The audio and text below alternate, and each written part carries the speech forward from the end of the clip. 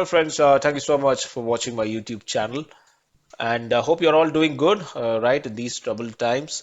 Today we are going to discuss the time for the Pisces Moon Sign folks from July 1st.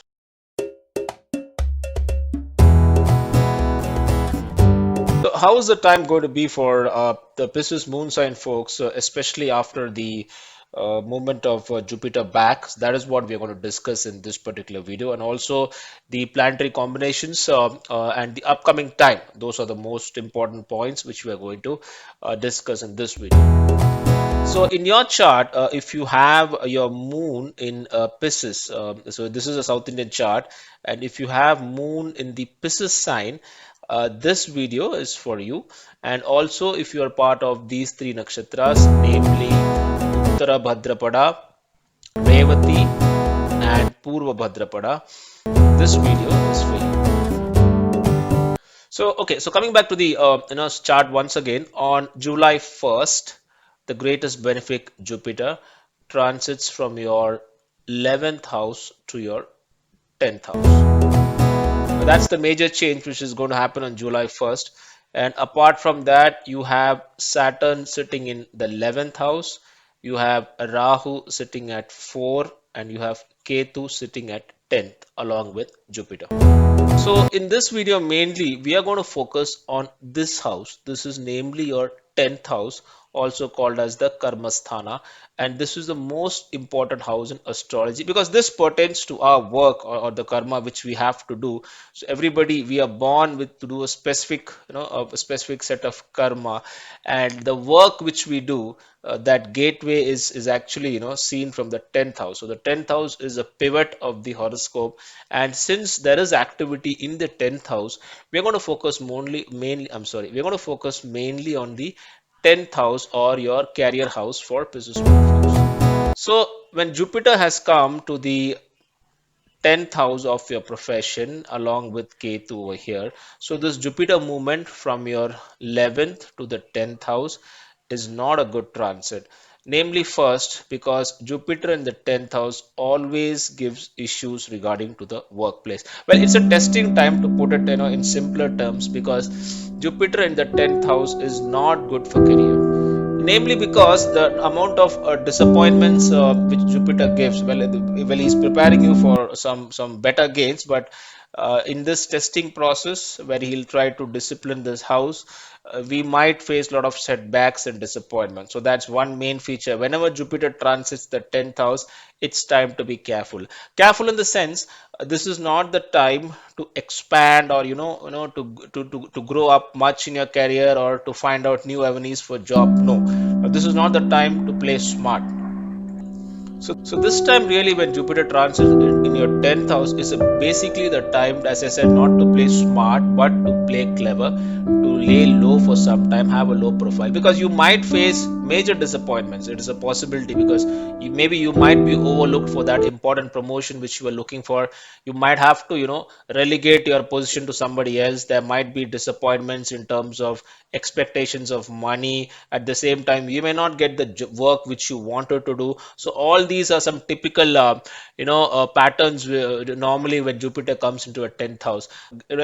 Try to absorb those disappointments a little, reduce your ego a bit, and let the time pass away, because slowly by the time it reaches November, your time is going to be really good. So you just have a gap of 6 months now where you just have to lay low, have a low profile, and let things pass.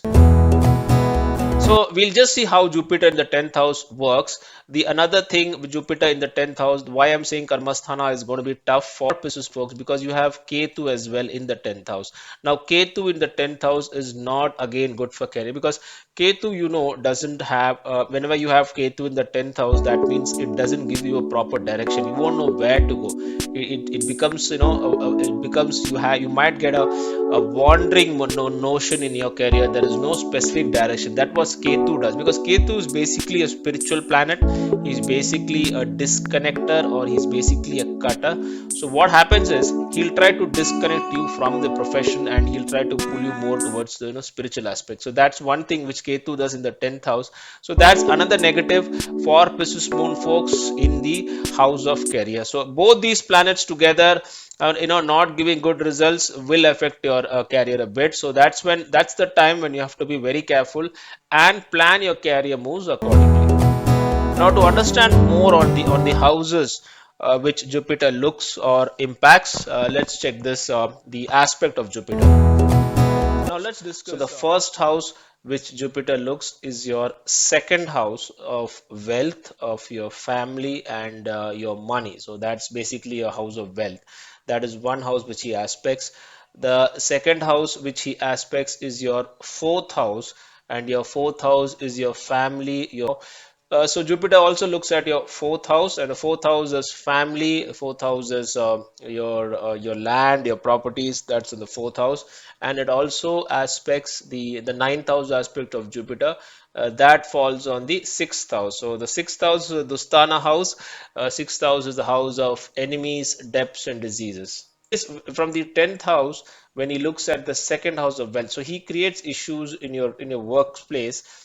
I'm sorry, he creates issues in your workspace, Jupiter, and he looks at that indirect affects our wealth, and it also affects our money, and the sources of money are affected, because Jupiter in 10th would try to bring the sources of income a little down, and that has a direct effect on a house of wealth. So this is one area where you'll have to be really careful in actually holding on to your wealth. There would be a lot of expenses during this particular period, so that's one point which you have to be very careful when Jupiter goes to the 10th. So first thing, take stock of your finances and make sure everything is under check, and have a proper check on that. The next house Jupiter looks is at your fourth house. So from the 10th house, when he looks at the fourth house, that means there is unnecessary wandering. So you might have long, fruitless travels. You might have to travel unnecessarily, moving here and there with no fruit actually, because the travel is not going to be beneficial for you, but he'll make you travel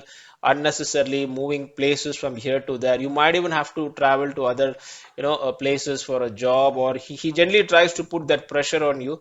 So, and also fourth house is also family, and because of Jupiter in 10th, there might be also issues with the family. There might be fights. So that's another thing which you'll have to be in control and check, because these are some unavoidable aspects when Jupiter comes into the 10th. The last house which he aspects is the sixth house, and the sixth house is a Dustana house. It's not a good house. It's the house of your health, your enemies, your debts, your legal cases. They all come into the sixth house. So Jupiter in 10th can also create issues at the workplace. It can also work on your health sometimes. It might be because you're getting tensed out here in the Karmasthana, and when you are tensed, you're worried. That directly plays on your health as well. So you'll have to take care of your you may not have much luck in legal cases right now. You might see some enemies, unknown enemies cropping up both at the workplace. Sometimes you might have unknown enemies who might be plotting to bring you down in the workplace. All that constitutes the sixth house. So this is another area. So these four houses, the second house, the fourth house, and the sixth house, so these three houses, you have to be very alert and make sure that you don't get disappointments in this particular.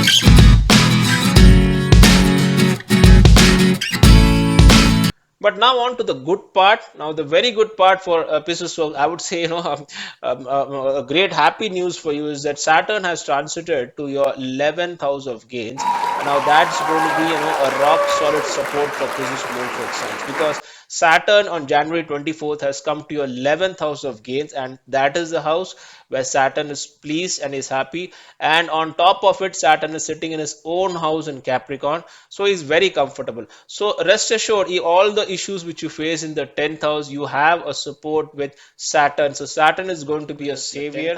Saturn is going to support you because he's in the 11th house of gains. So you can be assured of income during this period. There wouldn't be a problem in terms of income, because Saturn is very strong when he's in the 11th house. So Saturn also aspects three houses like Jupiter. So Saturn will aspect your first house, that's your Lagna. Not your Lagna, the first house, that's the way where your moon sits. So Saturn will aspect your first house over here. Saturn will aspect your fifth house. The fifth house is the house of children, the house of your creativity, the house of romance, your fame. That is the fifth house. And also very important, Saturn in the 11th house of gains aspects the 8th house. Now this is very important. Gains looks at your first house.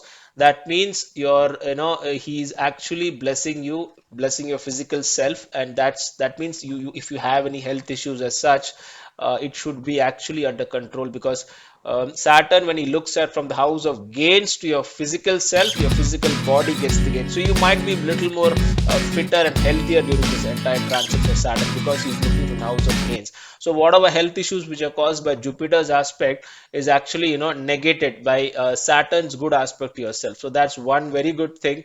That's God's grace for you, because Saturn is looking at your first house. Saturn also looks at your fifth house. So the fifth house is the house of children, your creativity, your fame.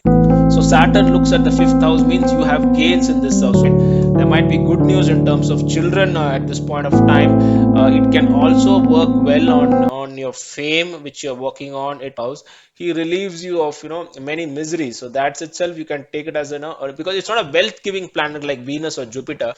And the last house, the very important, Saturn looks at the eighth house. So whichever house Saturn, or Saturn basically means slowness. So when he looks at the house, the eighth house, this eighth house is actually a very evil house, a Dustana house, where you have sudden disappointments, really bad news, destruction. All these comes in the eighth house. So when Saturn looks at the eighth house, all the activities of the eighth house gets slowed down. That means there are no sudden disappointments for you. There are no sudden bad news, and all those stuff is reduced, because Saturn is looking from house of gains. He will reduce all the bad or malefic effects of the eighth house. So you are very much safe, because Saturn is actually protecting you from a very evil house at this point of time. That's why I said Saturn is going to be your savior for this particular transit. So the planet which is causing you the difficulty, you need to pray to that particular planet, or you need to pray to the deity of that planet. Only then you can get results. Similarly for Jupiter and for Saturn, so Jupiter, the deity is Lord Vishnu. So every Thursdays, praying to Lord Vishnu or to the planet Jupiter would actually lessen the evil effects of Jupiter. So when you pray to the deities of those both the planets which are causing trouble to you, so normally that planet will actually reduce, or would not give you the evil effects which I discussed. So in this way, what you can do is you can actually come out of this transit very nicely, because what I want to say is after November, so when November, Jupiter, the greatest benefic Jupiter, will go to your 11th house of gains, and that's going to be the golden period for Pisces Moon Sign folks, because both you have Saturn and Jupiter in the 11th house.